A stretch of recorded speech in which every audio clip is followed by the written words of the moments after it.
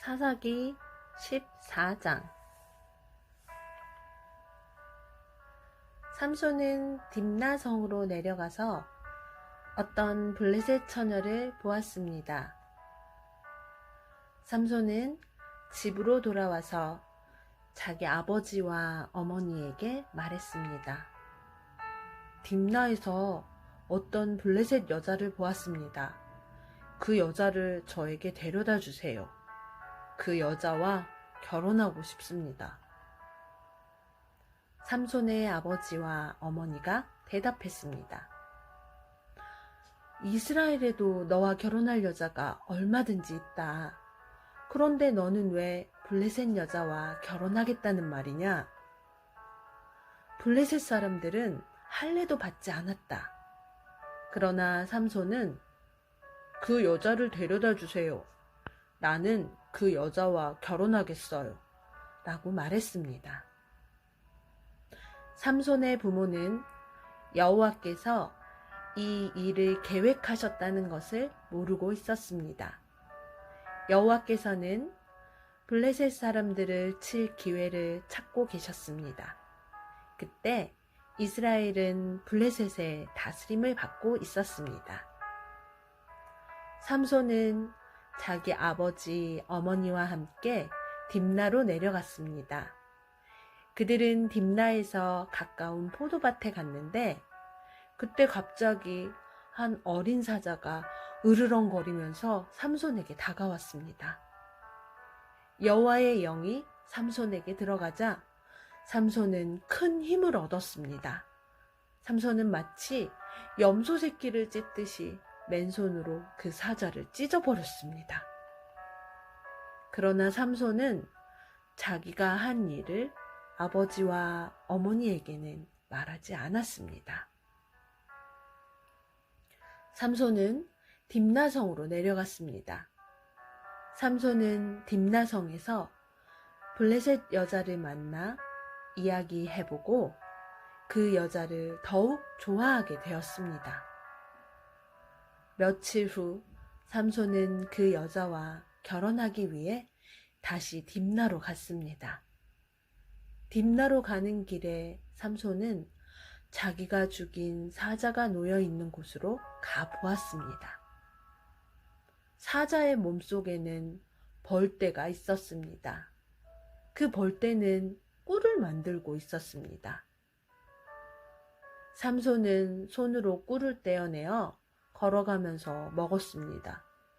삼손이 자기 부모에게 그 꿀을 들여서 그들도 꿀을 먹었습니다. 그러나 삼손은 그 꿀이 죽은 사자의 몸에서 떼어낸 것이라는 말은 하지 않았습니다. 삼손의 아버지는 블레셋 여자를 보러 내려갔습니다. 그때는 신랑이 아내가 될 처녀의 동네에서 잔치를 베푸는 것이 관례였으므로 삼손은 거기에서 잔치를 베풀었습니다. 사람들은 삼손에게 30명의 젊은이를 보내 그와 즐겁게 지내도록 했습니다. 그때에 삼손이 블레셋 사람 30명에게 말했습니다. 내가 수수께끼를 하나 내겠소. 이 잔치는 일주일 동안 계속될 텐데 이 잔치 기간 동안에 내가 내는 수수께끼의 답을 알아맞히면 베옷 30벌과 겉옷 30벌을 주겠소. 하지만 답을 알아맞히지 못하면 당신들이 나에게 베옷 30벌과 겉옷 30벌을 줘야 하오. 그러자 그들이 말했습니다. 당신이 내려는 수수께끼를 한번 말해보시오. 어디 한번 들어봅시다. 삼손이 말했습니다. 먹는 자에게서 먹을 것이 나오고 강한 자에게서 단 것이 나온다. 그 30명은 3일 동안 이 수수께끼를 풀려고 애썼습니다. 하지만 답을 알아낼 수가 없었습니다. 4일째 되는 날, 그들은 삼손의 아내에게 가서 말했습니다. 너는 우리가 가진 것을 빼앗으려고 이곳에 초대했느냐? 내 남편을 꾀어서 그 수수께끼의 답을 우리에게 알려다오. 만일 알려주지 않으면 너와 내 아버지의 집에 있는 것을 다 불태워버릴 것이다. 그래서 삼손의 아내는 삼손에게가 울면서 말했습니다. 당신은 나를 미워하는 것 같아요.